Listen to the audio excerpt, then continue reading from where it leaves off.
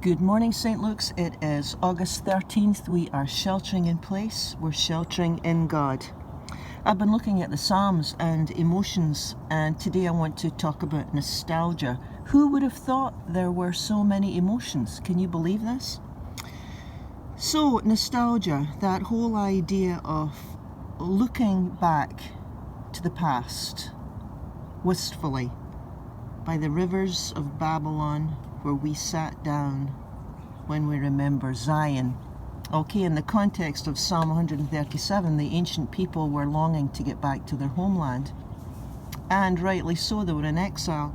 But it reminded me of nostalgia, a longing for times of the past. Did you know that we each have an orientation to time?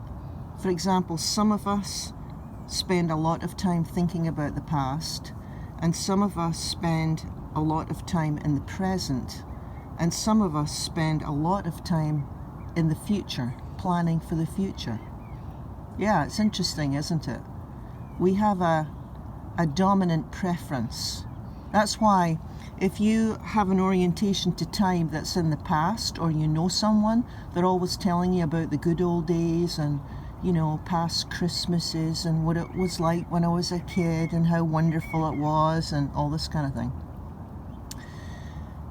Yeah, I think the idea is whether we spend a lot of time thinking about the past, present or future, it's usually always about balance.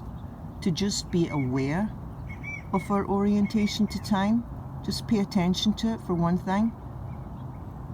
It'll give you a lot of insight into yourself.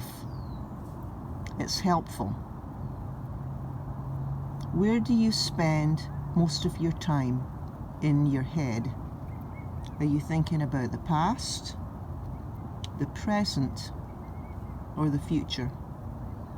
If you spend too much time in the past, it can kind of make you sad, can't it?